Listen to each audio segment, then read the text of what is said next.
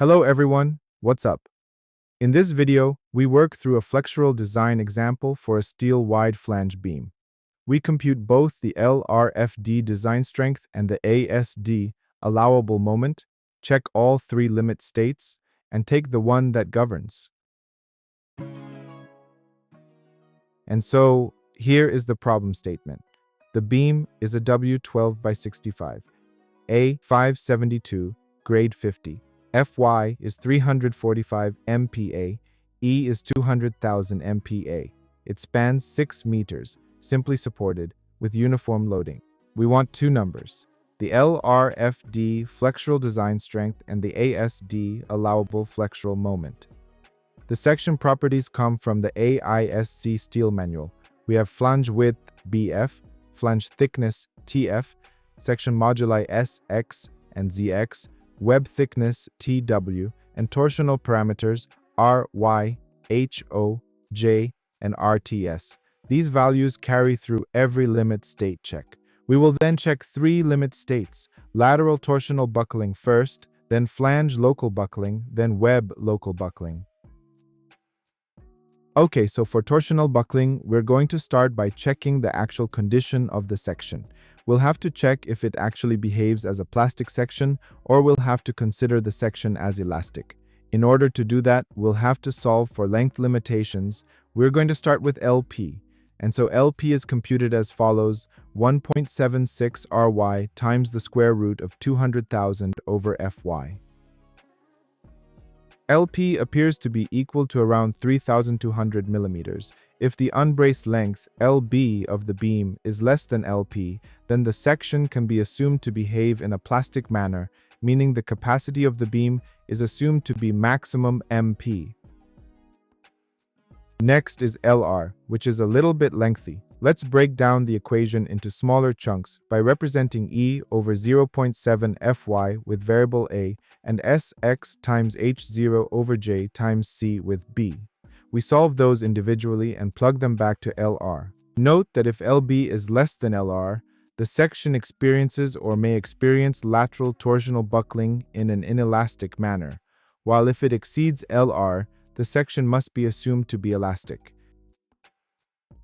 So since all of the values are already in section database, or they're already given, or they're part of the material property, then we can just directly substitute those into the equations and obtain the values. With that, LR turns out to be 10,700 millimeters. Okay, so let's begin interpreting the behavior of the section. The length of the beam is 6 meters, which exceeds LP but less than LR. This means that the section is classified under Zone 2, which also means that the section must be assumed to be experiencing inelastic lateral torsional buckling. From our previous discussions, we've already established that if the loads are generic and the section is also generic, we may use predetermined values for CB. Since we have a simply supported beam, a uniformly distributed load, the value of CB is equal to 1.14. Let's then solve for MP, which is equal to Fy times Zx. We plug all of those values into the formula for Mn for Zone 2, and so the outcome is 540 kilonewton meters, which is less than MP, so we're good. Applying the resistance factors for LRFD, phi is 0.9, so the design strength is 486.924 kilonewton meter. For ASD, omega is 1.67, so the allowable moment is 323.968 kilonewton meter. Those are the lateral torsional buckling numbers. Next, flange local buckling. Okay, so we are done with lateral torsional buckling, or LTB, but LTB is not the only way a beam can lose capacity. Even if the beam is braced perfectly, the flange itself can buckle locally if it is too thin relative to its width. That is what flange local buckling is about. The idea is the same as before. We compute a slenderness ratio and compare it against limits. Lambda for the flange is BF over 2TF. Think of it as measuring how wide and thin the flange is. The wider and thinner it gets, the more prone it is to wrinkling or buckling outward. For our section, lambda comes out to 9.92.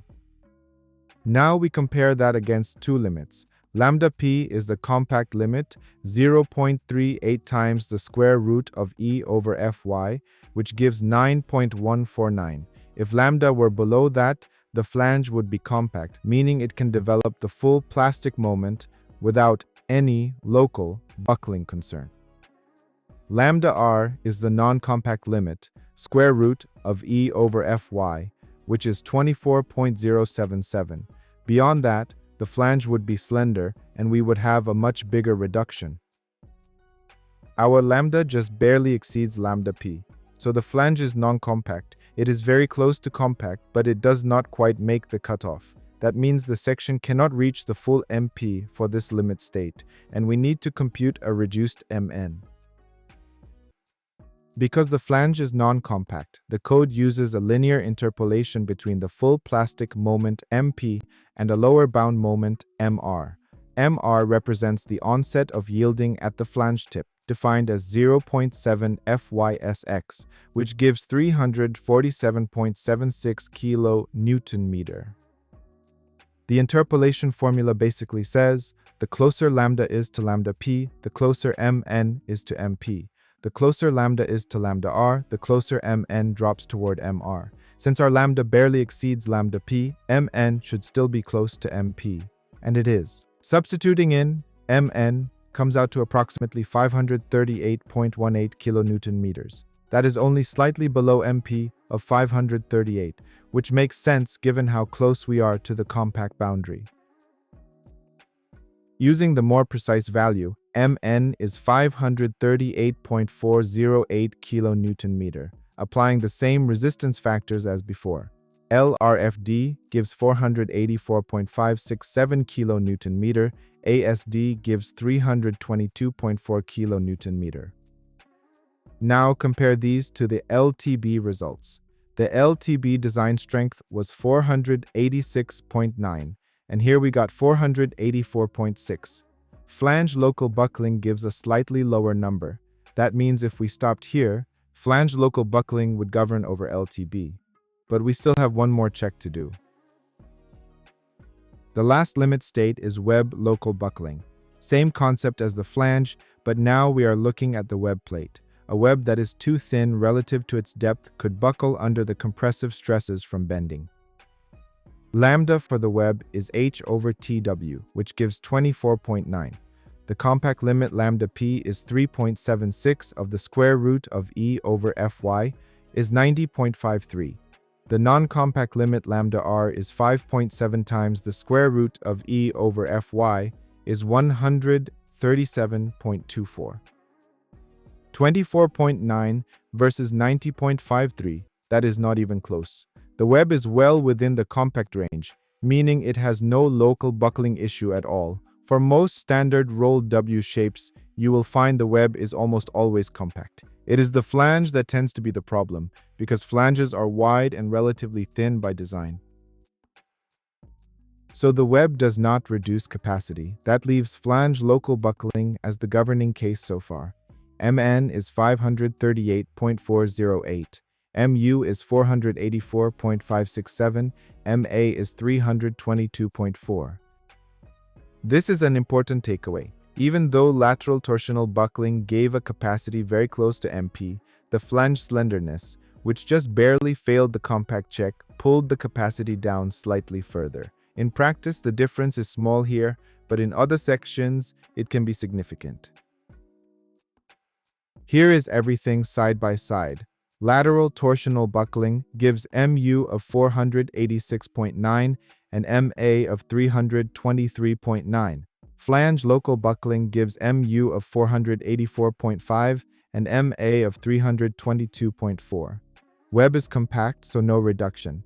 The design is always controlled by the lowest value. In this case, flange local buckling gives the smallest numbers for both LRFD and ASD, so that is our governing limit state. Final answers: LRFD flexural design strength is 484.5 and ASD allowable flexural moment is 322.4, both controlled by flange local buckling. What this tells us is that for a W12 by 65 at 6 meters unbraced length, two things worked against it. The beam was long enough to be in the inelastic LTB zone, and the flange was just barely non-compact. Between those two, the non-compact flange ended up being the tighter constraint. The capacity is still very close to the full plastic moment, but technically it is the flange that limited it. Alright, that wraps up the flexural design example, so if you have questions, feel free to drop your comment below, and see you guys in the next lecture.